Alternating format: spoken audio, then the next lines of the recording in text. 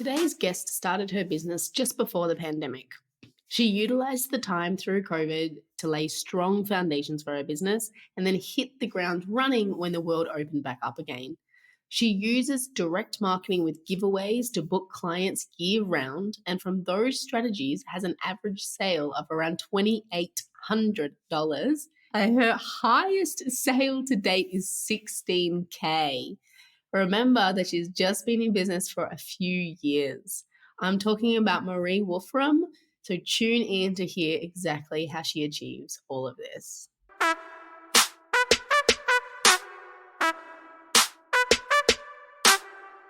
Welcome to the Pet Photographers Club. Tune in as experts share their insights to help grow your business with higher sales, creative marketing, and kick-ass business strategies. Now on to the show.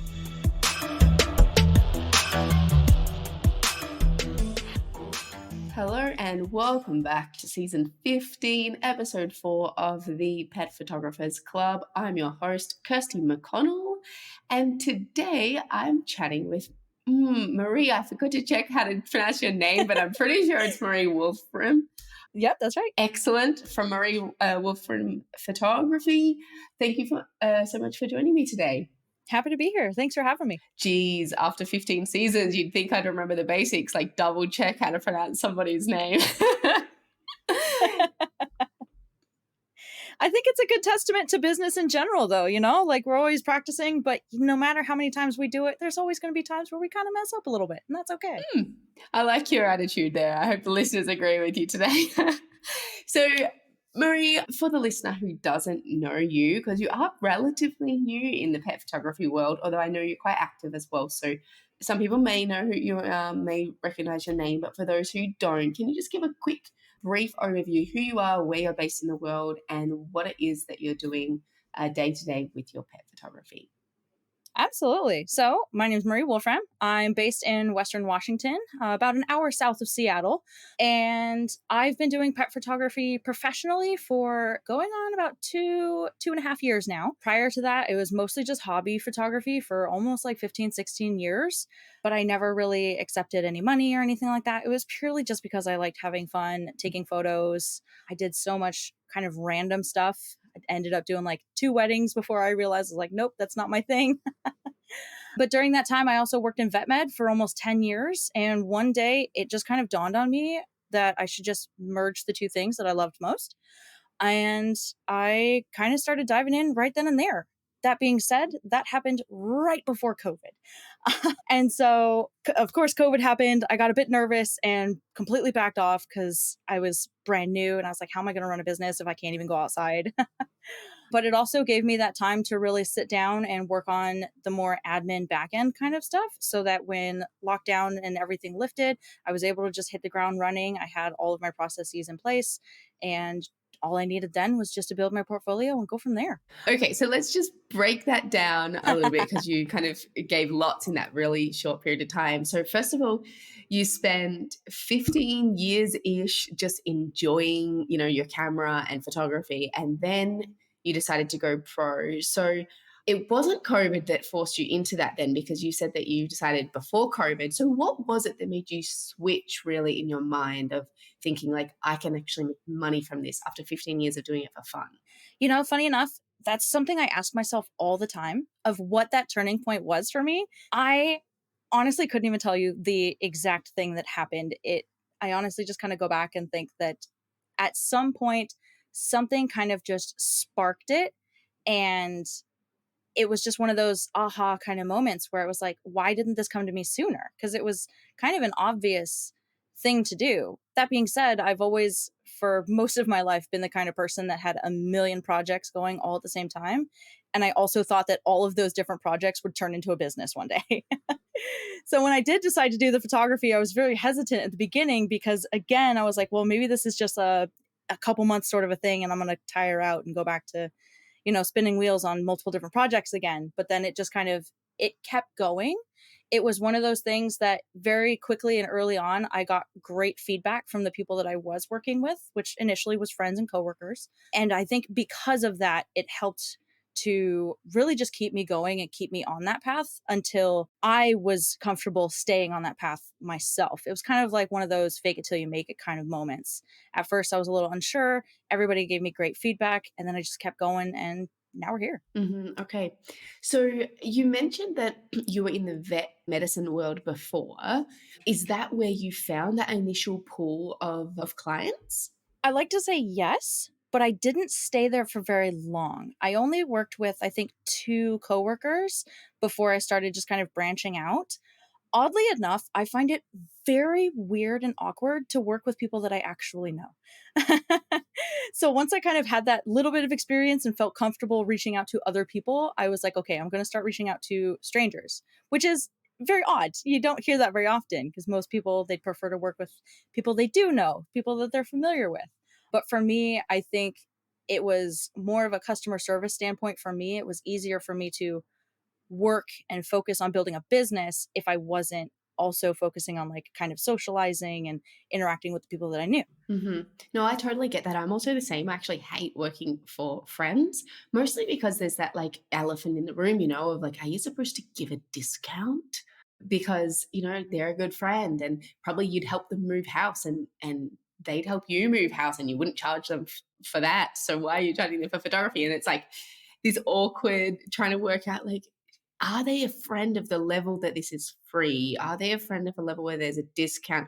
Or are they not really a friend and I should just charge full price? And I think that's one of the aspects, at least for myself, that makes working with friends and family awkward. Even to this day, I've still avoided doing a shoot for my auntie, who she's obsessed with her dog. She's my ideal client, her and her husband. And I actually, it's not true. I did a shoot for them, but it was just like 5 minutes and I just gave them all the digitals. And she's paid before I was a professional photographer. She paid another pet photographer like 15 years ago, before pet photography even existed, to photograph her other dog. And so she values it. And still, I can't find it in myself to charge her because she's my auntie, even if we're not that close. So I don't know. There's something, I guess it's the money thing, mixing friendship and business that makes it awkward a little bit. And also, like you said, you're there trying to learn business, you're trying to learn, you know, client relationships, client service, and all of this kind of thing. And maybe working for a friend in the early days is a little bit distracting, as you mentioned, because, you end up just chit chatting. You don't have to work on how do I build this relationship and all of this kind of thing. So I think you're super smart actually to, do a couple just to get off the ground and then straight away find new people to photograph and market to. So you mentioned that you then went and sought out strangers to become your clients. So how did you go about doing that? That was all on Instagram. Honestly, most of my business ended up being built on Instagram and then later on events. We'll stick with Instagram for right now. But I love using Instagram most of the time.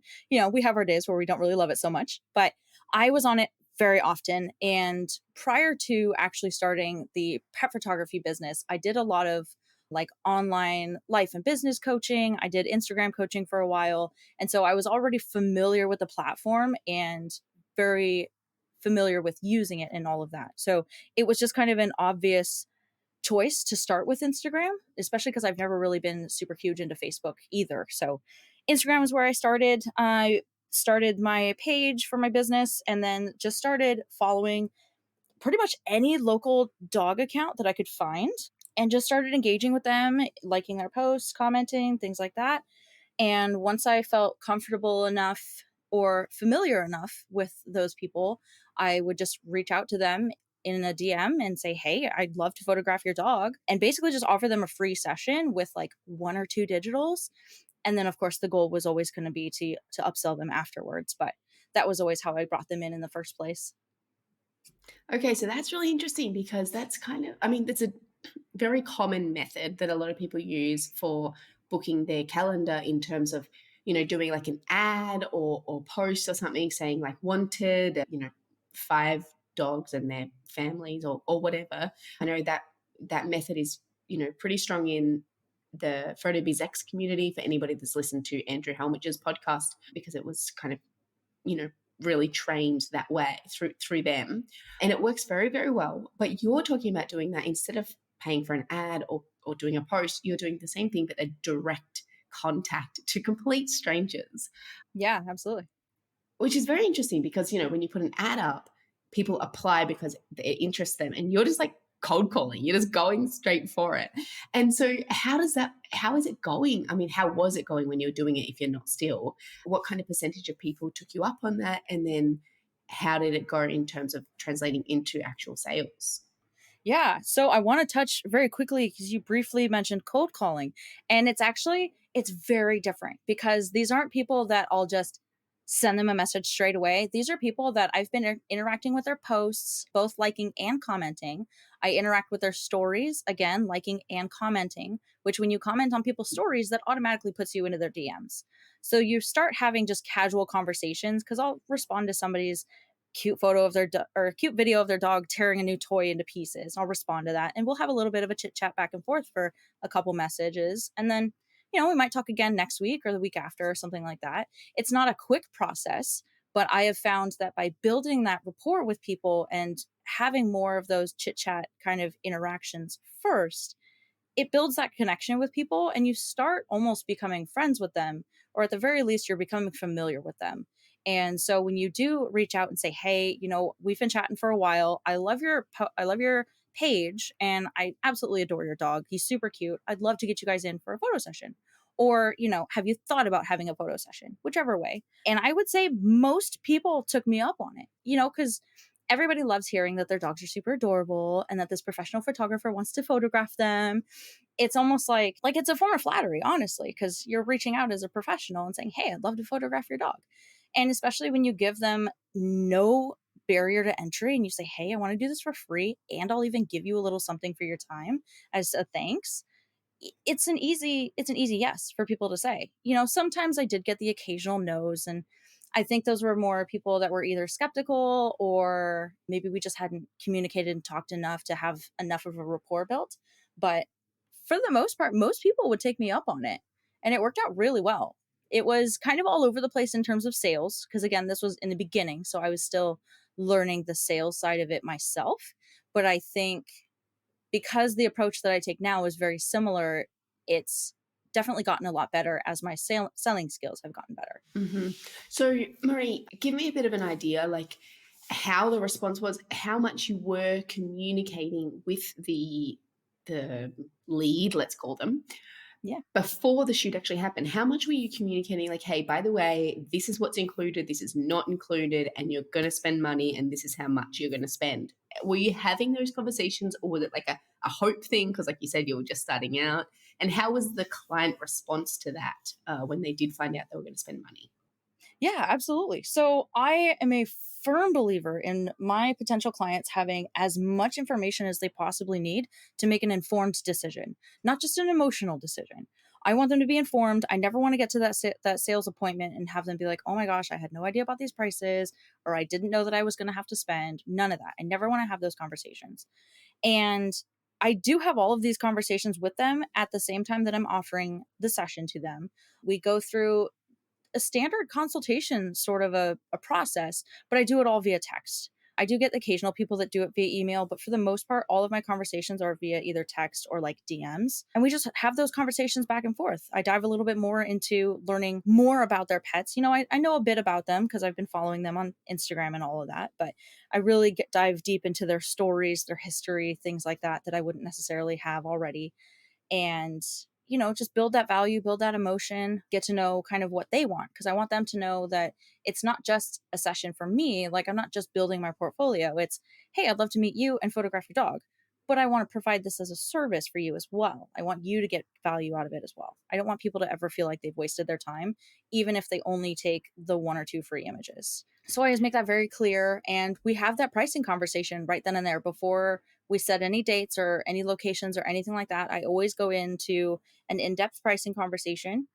Generally speaking, I will just give them like a low end and what they might get for that. I'll give them my averages and what most people buy, or what I tell them most people buy at least, and what I hope people will buy.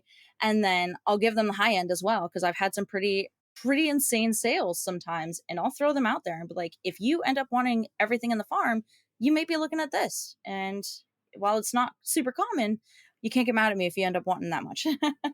Okay, nice. So just for the listener who's Yeah. begging me to ask the question, Marie, how much is if they're wanting everything? I mean, going crazy like that. So I would say my highest sale to date was 16,000. But funny enough, that didn't even include an album, which usually my higher sales include albums. This person ended up getting a handful of large pieces of wall art, as well as one of my luxury lines of wall art, which is a hand painted painterly canvas. Okay, nice. I really love the structure of having like a luxury line so that there is the option for people to spend big if they decide to do that. And what about on the low end, Marie? I mean, apart from you mentioned some people in the early days just took, the free experience and the free digital, but today, let's look at today. In fact, today, do you have clients that are also spending, a couple of hundred or a couple of thousand, or are you finding that most of your clients today are in that higher range? I generally will quote between 500 and 1,000 as my low end if people just want a couple of images. Now, of course, most people don't want just a couple of images if they're going through the entire process. And so I'll generally quote people between 3 and 5,000. That'd be more of the average that I'm not only looking to get aim for, but also generally speaking, the people that do spend more are usually going for an album and at least one piece of wall art, which would land them in that 3 to 5 range. Okay. And in the early days, if we just go back, were you telling people those same numbers or was your structure different then? The numbers were a bit smaller. I would say the high end that I always said was 10,000, even though I hadn't hit that. I just never wanted to cap my sales by giving too low of a high number. But my average number that I always said was usually closer to the 1,500 to 2,500 range because that's what I was Mhm. comfortable saying in the beginning. Yeah, nice, nice. I just asked because I know, a lot of the listeners are probably just starting out. And the question is always, can I charge big when I'm first starting? And can I charge big and tell big numbers when I'm the one reaching out to these people, asking them if they want a photo shoot? And you're saying, yes, yes, you can. I did it and it worked. Oh, absolutely. Yeah, that's really inspiring to hear. Marie, I want to move on and dive into some other things that you're doing at the moment. And I'll probably keep that for the second half of this interview. But before we do that, I have a couple of questions around this Instagram strategy. First of all, are you still using it? I do, but not as much as I used to, and definitely not in the summertime when I'm super busy. Yeah, okay, nice. So just to fill the gaps, really. Yeah, I tend to be more on my social media during like the school year when my kiddo's away because I have the time to do so. But during the summer when I'm not only taking care of him, but I'm also just crazy working because it's the best season here, there's really not any time. I'm pretty bad about scheduling my posts. So I was going to ask you that about the time. This sounds quite time intensive. In the early days, I'm guessing this is one of the things you were doing when you said that you took the time during COVID to set up the business properly. Was this something that you were doing then or when you first came out of lockdowns, or how did that work in terms of time? I, you know, I think to myself the same thing all the time because people are always like, how did you have time for all these things? And I really don't have an answer.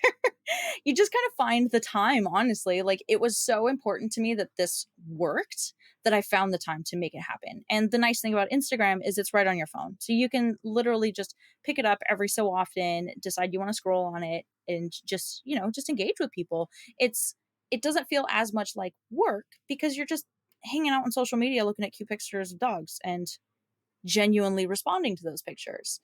So it sounds like it takes a lot of time, but it just kind of took the time in between, really, like in between other Hmm. tasks and things that needed done.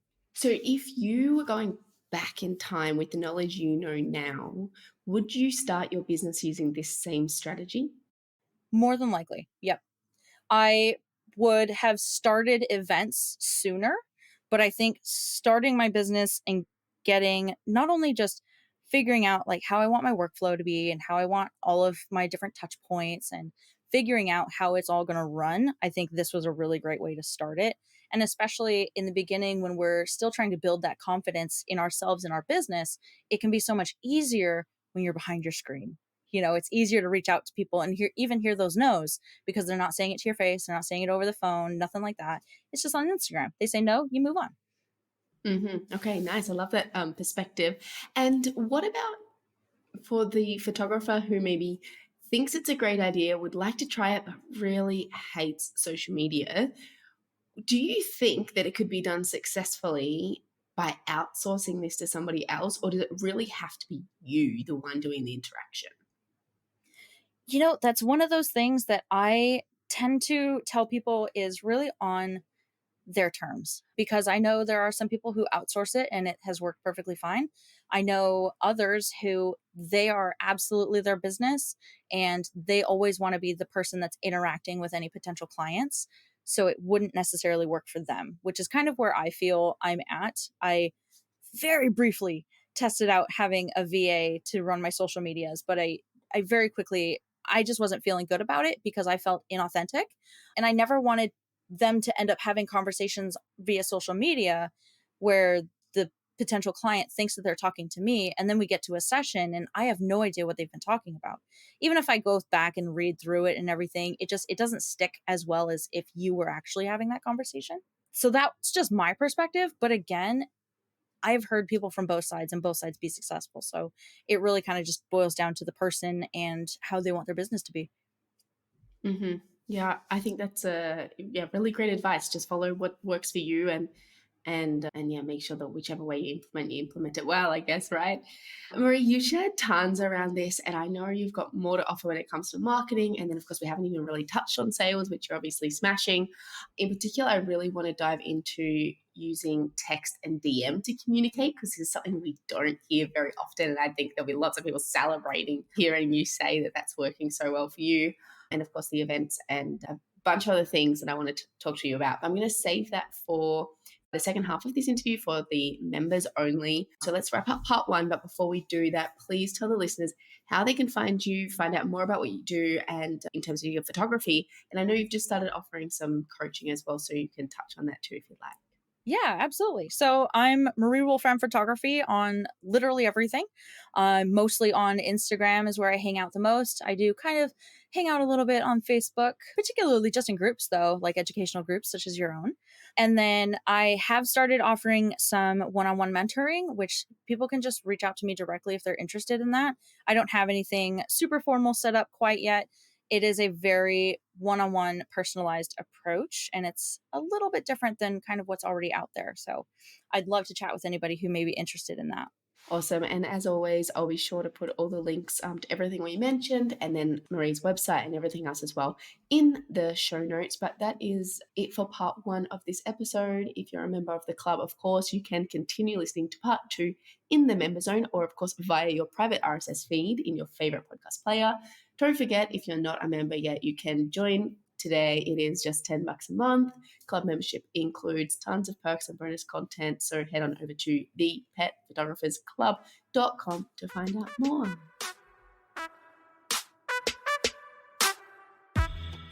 Thanks for listening to the Pet Photographers Club. To subscribe to the podcast, check out other episodes, and keep up to date, head to thepetphotographersclub.com.